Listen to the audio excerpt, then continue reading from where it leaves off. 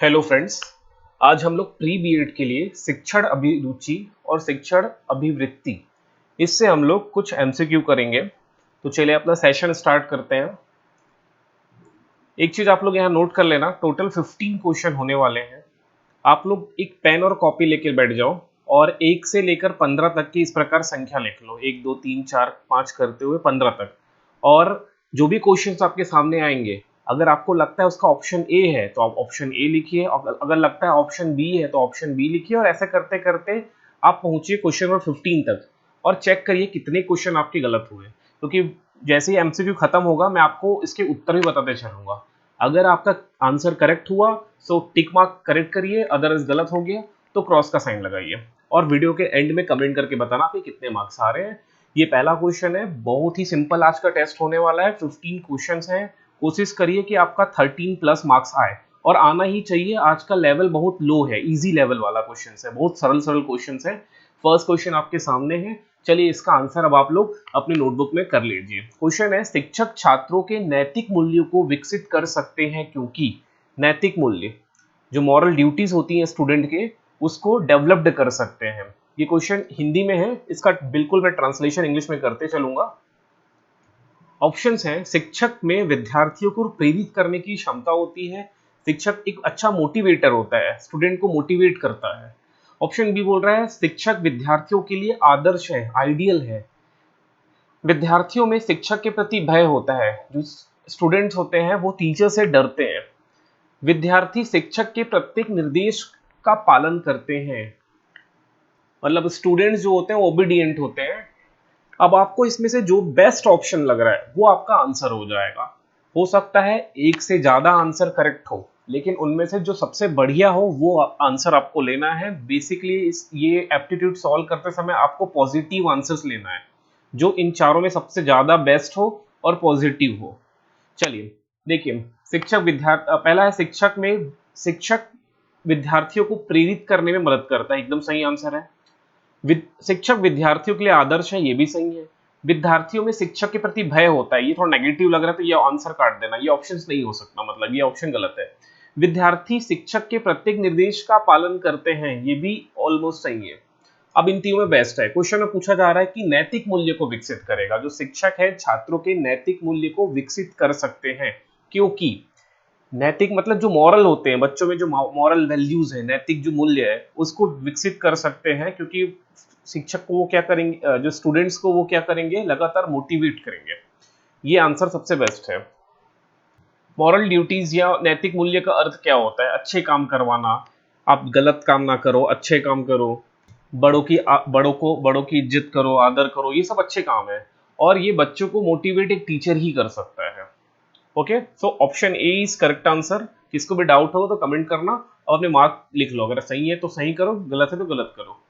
Next question, एक शिक्षक को करना चाहिए। ऑप्शन है, अधिक मात्रा में धन कमाना, छात्रों के शैक्षिक उत्थान के लिए प्रयास करना, उत्थान मतलब स्टूडेंट्स को ऊपर उठाना, छात्रों के हित के लिए कार्य करना, एंड छात्रों की देखभाल करना। छात्रों की हित मतलब उनके लिए अच्छा करना, और छात्रों की देखभाल करना, केयर करना। ये चार ऑप्शंस हैं। चलिए इसका जल्दी से आप लोग कर लीजिए, फिर मैं इसका आंसर बता देता हूं। चलिए 10 सेकंड हो गए, इसका आंसर मैं बता देता हूं।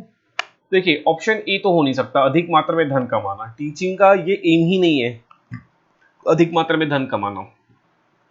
फिर ऑप्शन बी, ऑप्शन सी और ऑप्शन डी, तीनों चारों सही लग रहे हैं, लेकिन शिक्षक को करना चाहिए। छात्रों के हित में कार्य करना वो करता ही है, छात्रों की देखभाल करना वो करता ही है, छात्रों के शैक्षिक उत्थान के लिए प्रयास करना ये ज्यादा इंपॉर्टेंट है। उनके शैक्षिक मतलब एजुकेशनल जो बैकग्राउंड्स है उनको ऊपर उठाना। बच्चे अगर अभी उतने अच्छे से पढ़ नहीं पा रहे हैं तो उनको क्या करना, उत्थान करना, उनको इंप्रूव करना, उनके एजुकेशनल बैकग्राउंड्स को इंप्रूव करना। सो ऑप्शन बी इसका सही आंसर हो जाएगा। चलिए थर्ड क्वेश्चन तरफ चलते हैं, इसको फिर से ट्राई करो जल्दी से। अध्यापक के लिए सबसे मूल्यवान है उसकी नौकरी, उसकी गरिमा एवं मर्यादा, छात्रों का विश्वास, उसकी शिक्षण के प्रति आस्था।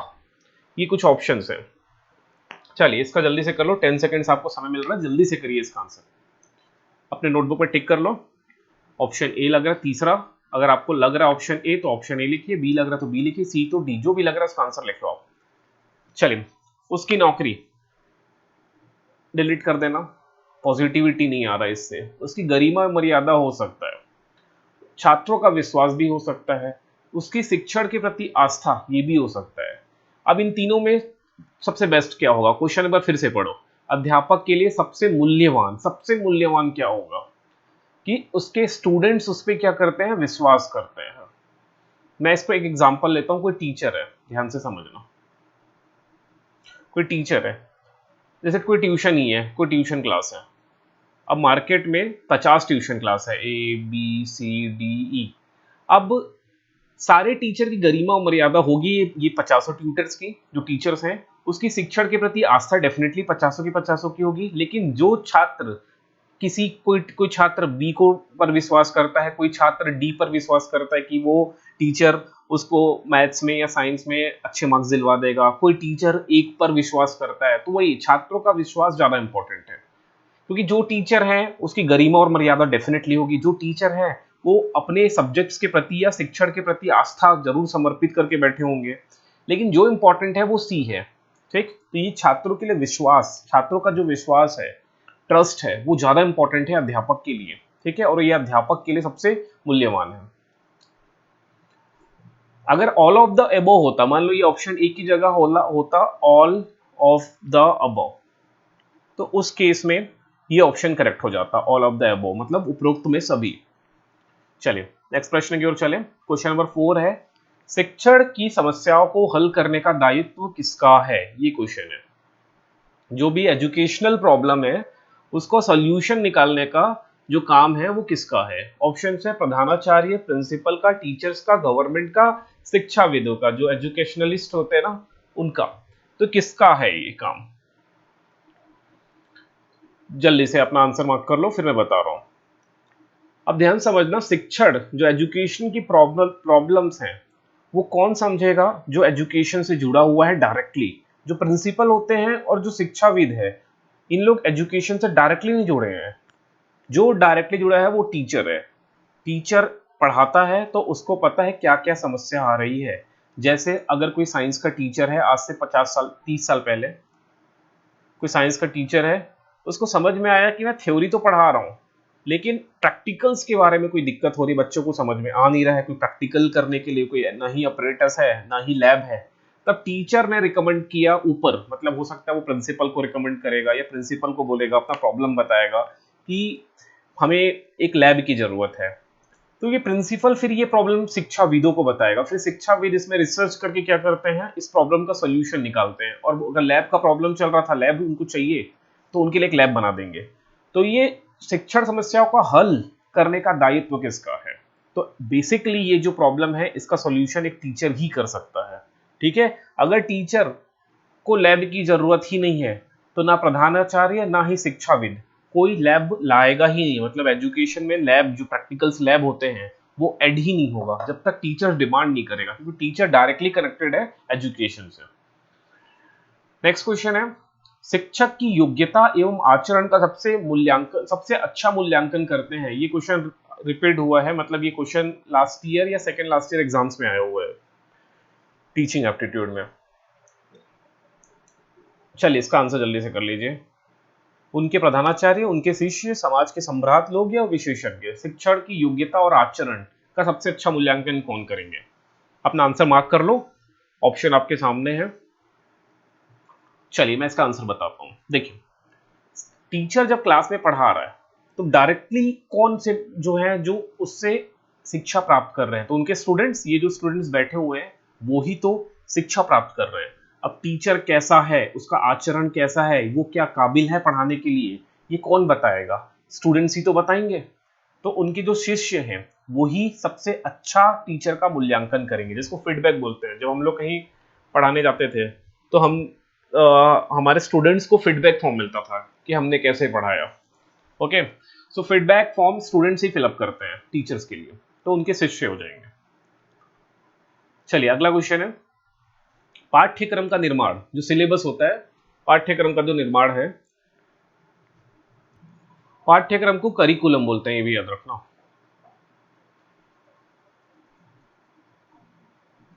जो करिकुलम का जो निर्माण है या पाठ्यक्रम का जो निर्माण है में किस बात को मुख्य रूप से ध्यान में रखना चाहिए? शिक्षा के उद्देश्यों को, छात्रों की आवश्यकता, रुचि एवं योग्यता को, शिक्षण अनुसंधानों को मतलब रिसर्चेस को, और ऑप्शन ए एंड बी। तो डेफिनेटली इसका आंसर जल्दी से करिए आप, फिर इसका आंसर बताता हूँ, इसको एक्सप्लेन भी थोड़ा करता हूँ।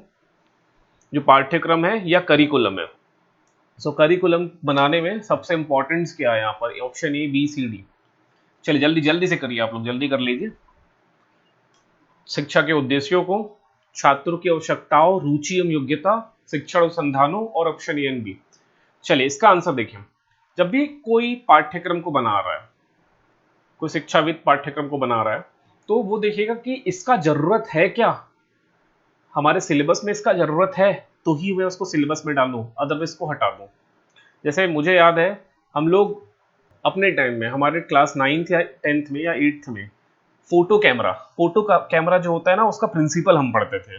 प्रिंसिपल्स है, उसका यूज कैसा है, तो वो कुछ उसमें पहले जमाने का जो कैमरा होता है जिसमें रील्स होते थे। आजकल तो डिजिटल कैमरा आ गया, अब रील वाले कैमरा तो आते ही नहीं है, तो डिजिटल हो गए अब तो वो कैमरे का अब यूज नहीं है सिलेबस में, उसको पढ़ा के करेंगे भी क्या, उसका तो पूरा फंक्शन ही चेंज हो गया है। तो वो जो कैमरा है उसको सिलेबस से हटा दिया गया। तो शिक्षा का उद्देश्य क्या, जरूरत है, तो अब डिजिटल को डाला गया होगा। वैसे अभी सिलेबस में डिजिटल कैमरा आया नहीं है, लेकिन आएगा तो डिजिटल ही आएगा। फिर ऑप्शन बी दिख रहा है, छात्रों की आवश्यकता, कि छात्र क्या उस चीज को समझ पाएंगे, उसके लिए वो यूजफुल है कि नहीं, या उस चीज में उनकी इंटरेस्ट है कि नहीं, ये सबको देखा जाता है। सो ऑप्शन ए और बी दोनों हो जाएगा इसका आंसर। ठीक है, शिक्षण अनुसंधानों को नहीं होगा, रिसर्चेस की जरूरत नहीं है। So option A and B correct हो जाएगा इसके लिए। चलिए, जो जिसकी जरूरत होती है उसके अकॉर्डिंग सिलेबस बनता है, इसलिए जो पाठ्यक्रम है वो 4 साल 5 साल में रिवाइज्ड होते रहते हैं और उसमें जो भी चेंजेस हैं वो आते रहता है। नेक्स्ट 7 नंबर का क्वेश्चन है, एक प्रधानाचार्य का को होना चाहिए छात्रों के लिए प्रेरणादायक, अध्यापकों के लिए समानता का भाव रखने वाला, कुशल प्रबंधक, ये सभी। प्रधानाचार्य मतलब प्रिंसिपल हो गया। चलिए जल्दी से इसका करिए अपना, पेन और कॉपी लेके बैठो तभी अच्छा लगेगा। प्री बीएड में आपके एग्जाम्स में नेगेटिव मार्किंग तो है नहीं, तो सारे क्वेश्चन अटेम्प्ट करते चलिए। या कोई दूसरे स्टेट्स के देख रहे हैं, उनके में नेगेटिव मार्किंग होता होगा तो अच्छी बात है। वैसे pre BEd generally entrance exam में नेगेटिव मार्किंग का कंसेप्ट नहीं रखा जाता, लाइक सीटेट सीजीटेट, ये सब में नेगेटिव मार्किंग्स नहीं होते, केवीएस में नहीं होता। चलिए इसको देखो, अब बोला जा रहा है कि जो प्रिंसिपल है वो प्रेरणादायक हो छात्रों के लिए, डेफिनेटली ट्रू है। अगर वो स्टूडेंट्स को मोटिवेट कर पाएगा तो अच्छी बात है। अध्यापकों के लिए समानता का भाव रखने वाला हो, टीचर्स को समानता, सब मतलब इक्वालिटी रखे, टीचर्स में वो डिस्क्रिमिनेशन ना करे, भेदभाव ना करे कि ये टीचर अच्छा है वो टीचर बुरा है, ऐसा करके वो भेदभाव ना करे, इवन टीचर्स को भी मोटिवेट करे। कुशल प्रबंधक हो, ठीक है, गुड मैनेजमेंट स्किल्स उसके अंदर हो, वो चीजों को मैनेज करता हो। तो ये सभी एक प्रिंसिपल के लिए बहुत ही क्या है, क्वालिटी है, ये सब होनी चाहिए उसमें। तो इसका ऑप्शन हो जाएगा, आंसर हो जाएगा ऑप्शन डी, ये सभी। चलिए अगला क्वेश्चन की ओर चलते हैं। 8 नंबर का क्वेश्चन है, आपके अनुसार शिक्षण की योजना की पद्धति होनी चाहिए। शिक्षण योजना मतलब हो जाए, हम लोग जब पढ़ाने जाते हैं तो किस मेथड पे हमको फोकस होकर पढ़ाना चाहिए। क्या वो शिक्षक केंद्रित होना चाहिए, टीचर सेंटर्ड होना चाहिए, या प्रोजेक्ट केंद्रित होना चाहिए, पाठ्य पुस्तक केंद्रित होना चाहिए, या चाइल्ड सेंटर्ड होना चाहिए। किसको आप केंद्र में रख के या किसको आप फोकस करके अपना मेथड्स को प्रिपेयर करोगे, बुक छपवाओगे, किसको केंद्रित करके। तो डेफिनेटली जो शिक्षण है वो किसके लिए है, बच्चों के लिए है, बच्चों के लिए है। तो बच्चों के लिए है तो चाइल्ड सेंटर्ड ही होना चाहिए। जो पहले के सिलेबस होते थे, आज से 5 साल 7 साल पहले के जो सिलेबस होते थे वो शिक्षक केंद्रित थे, जिसमें बहुत ही खामियां थी, फिर उसको इम्प्रूव करके बाल केंद्रित किया गया। ठीक है, तो आज का जो मॉडर्न है वो बाल केंद्रित है, इसको याद रखना, ये बहुत इंपॉर्टेंट क्वेश्चन है। ईच एंड एवरी वेयर ये काम आएगा हर जगह। जब आप लोग बीएड भी करने जाएंगे तो भी बाल केंद्रित के बारे में ही पढ़ेंगे। आपको बच्चों पे बेस्ड होकर एग्जाम्पल देना है, जैसे कोई हम लोग इंडस्ट्रीज के बारे में पढ़ा रहे हैं तो ऐसी इंडस्ट्रीज के बारे में बात करो जो बच्चों के आमने सामने आसपास होता हो, उसके सोसाइटी में होता हो, जिससे बच्चे इंडस्ट्रीज को तुरंत कैच कर पाएंगे। चलिए अगला क्वेश्चन है, ग्रामीण अंचलों में बच्चों के स्कूल से भागने तथा पढ़ाई छोड़ने का कारण क्या है? ऑप्शन आपके सामने है, जल्दी से इसको ये कर लो, अपना ऑप्शंस लगा लो।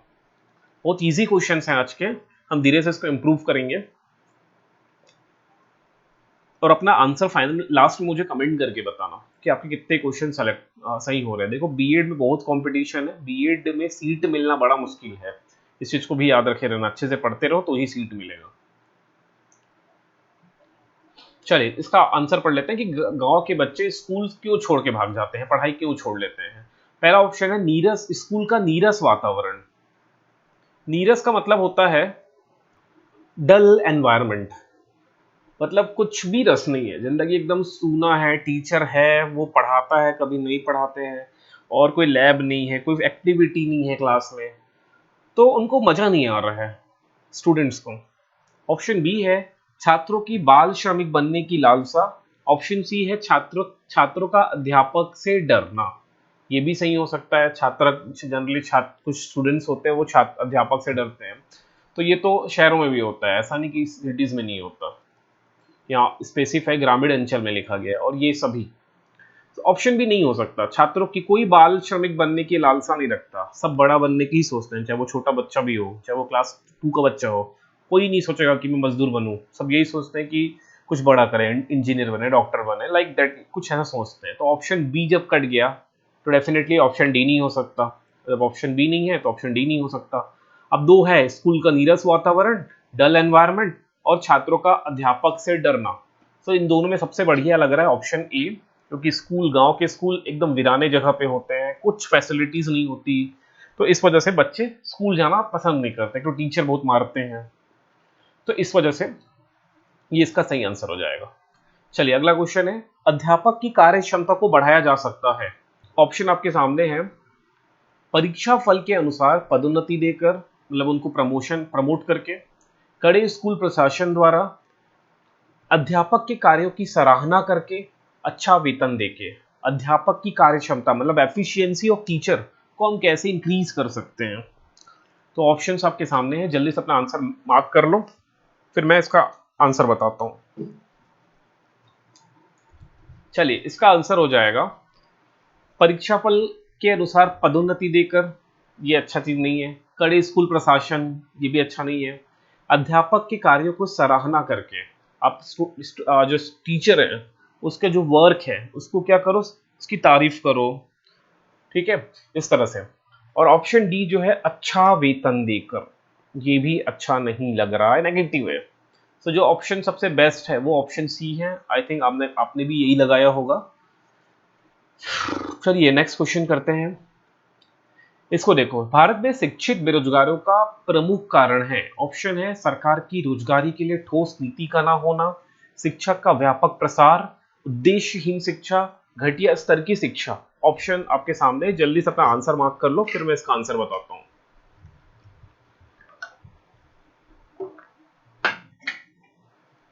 चलिए जल्दी से मार्क कर लो,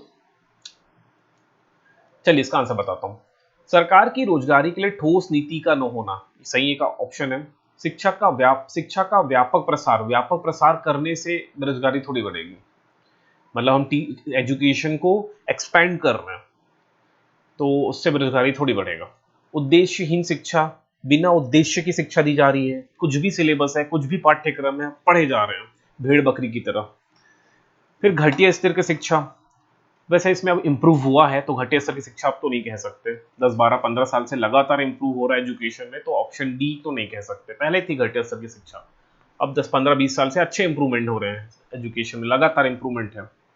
अब ऑप्शन ए और ऑप्शन सी में आपको चूज करना है, सरकार की रोजगारी के लिए ठोस नीति ना होना और उद्देश्यहीन शिक्षा, ये ज्यादा बेटर है, क्योंकि एजुकेशन का कोई एम या लक्ष्य नहीं है, डिसाइडेड नहीं है कि आपके सिलेबस में ये डाला गया है तो उसका क्या यूज है। जैसे 9th के सिलेबस में कुछ पोर्शन डाल दिया जाए, या ऐसा पोर्शन डाल दिया जाए जिससे स्टूडेंट ये तो सोचे कि रोजगार कैसे मिलेगा। 9th क्लास से ही हम उसको लगातार बताएं, 9 के बाद वो 10th में जाके कुछ पढ़ेगा, फिर 11 में, फिर 12th में, फिर इस तरह से वो 18 ईयर अपनी कंप्लीट कर लेगा, तो हो सकता है कुछ वो जॉब के बारे में सोचे कि उसके साथ साथ वो कॉलेज भी अटेंड कर ले।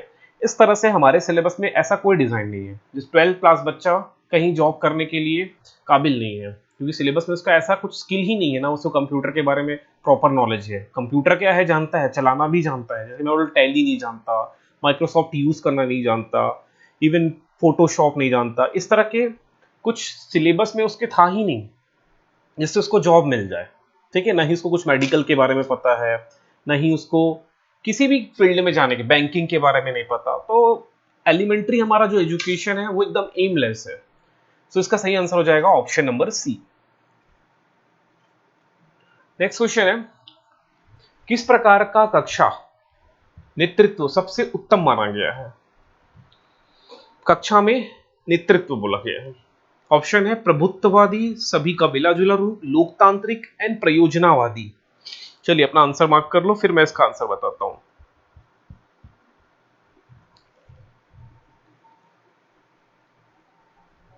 चलिए इसका आंसर बता देता हूं।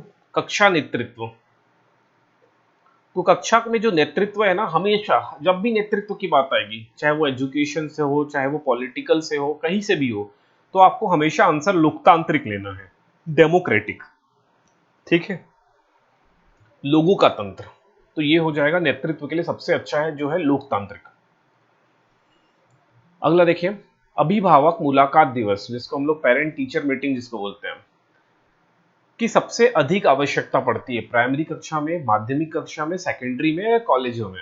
ठीक है, मतलब प्राइमरी में, मिडिल में, सेकेंडरी में या फिर कॉलेजों में। पेरेंट टीचर मीटिंग, इसको पीटीएम के नाम से जाना जाता है, पेरेंट टीचर मीटिंग।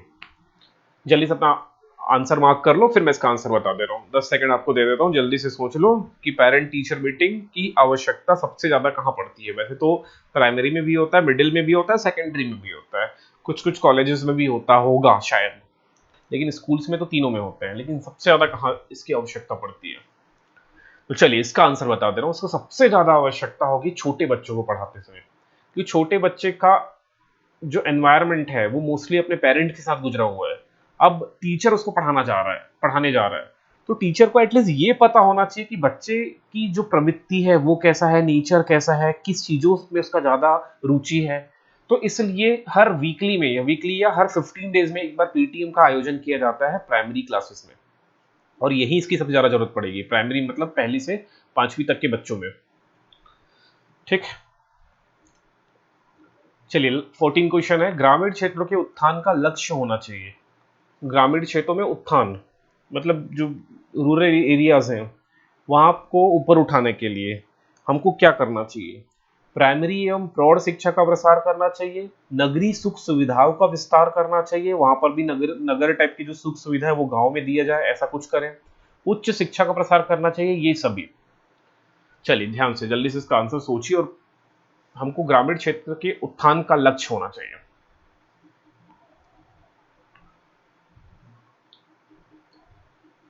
जल्दी से अपना आंसर सोच लो, मार्क कर लो।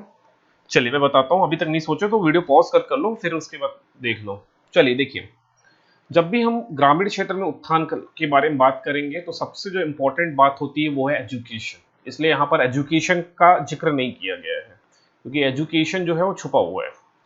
तो जब एजुकेशन शब्द आ गया तो हम लोग अगर प्राइमरी जो बच्चे छोटे हैं, पहली से 5वीं, अगर यहाँ के बच्चों को हम लोग एजुकेशन में मोटिवेट कर दे कि आपको आगे पढ़ाई नहीं छोड़ना है और पढ़ाई में ही अपना करियर बनाना है, तो अगर प्राइमरी में ये आग लगा देना तो वो मिडिल, सेकेंडरी और कॉलेज ये आग नहीं बुझने वाला।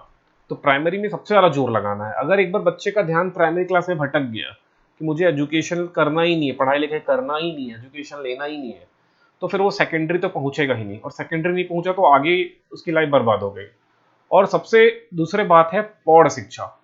प्रौढ़ शिक्षा का मतलब होता है एडल्ट एजुकेशन, मतलब जो लोग कभी स्कूल नहीं गए हैं और वो फैमिली पर्सन्स हैं या कहीं काम करते हैं, उनकी 30, 40, 45, 50 ऐसे हैं, तो उनको भी एजुकेशन का हक है। तो उनके लिए रात में एक स्पेशल स्कूल चलाया जाता है 1-2 घंटे की, उसमें उनको नॉर्मल सी चीजों के बारे में शिक्षा दी जाती है। तो ऑप्शन ए सबसे बेस्ट है। ऑप्शन बी में देखोगे तो नगरीय सुख सुविधाओं का विस्तार, ये उत्थान के लिए जरूरी नहीं है। देखिए बहुत सारे अर्बन एरियाज होते हैं, आप लोग शायद देखे होंगे सिटीज में, जिसको हम लोग स्लम बोलते हैं, जहां झुग्गी झोपड़ी होती है, वो है तो शहर में, उनको नगरीय सुख सुविधाओं का लाभ भी मिल रहा है कुछ कुछ, लेकिन एजुकेशन नहीं है वहां भी। सो ऑप्शन बी उतना मैच नहीं कर रहा है। और उच्च शिक्षा का प्रसार ग्रामीण क्षेत्रों में किया जाना अभी पॉसिबल नहीं है। उच्च शिक्षा केवल बड़े सिटीज में होते हैं, गांव के बच्चे भी आके शहरों में आके कॉलेज अटेंड करते हैं, बड़े कॉलेजेस जाते हैं। तो उच्च शिक्षा का प्रसार हर एक गांव में किया जाना पॉसिबल नहीं है। हर एक गांव में एक कॉलेज ओपन नहीं किया जा सकता, और ये सभी तो होंगे नहीं। तो इसका सही आंसर हो जाएगा option number A. Okay, next question, last question है, इसको ध्यान से करो। प्रधानाचार्य अपने अध्यापकों से आशा करता है समर्पण एवं निष्ठा, आज्ञा पालन भाव की, योग्यता एवं ज्ञान की, ये सभी। समर्पण एवं निष्ठा का मतलब हो जाता है कि हमको पढ़ाने के लिए, जैसे कोई टीचर है, अध्यापक है, टीचर क्या करेगा, एकदम निष्ठा से अपने आप को समर्पित कर देगा शिक्षा के लिए, मतलब डेडिकेशन।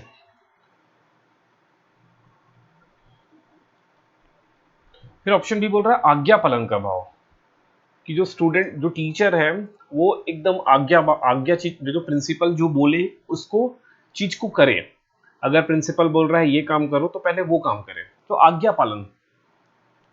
और ऑप्शन जो सी है योग्यता एवं ज्ञान, डेफिनेटली वो जो टीचर बनने के लिए उसमें क्वालिटी हो, वो योग्य हो एवं उसके पास नॉलेज भी हो।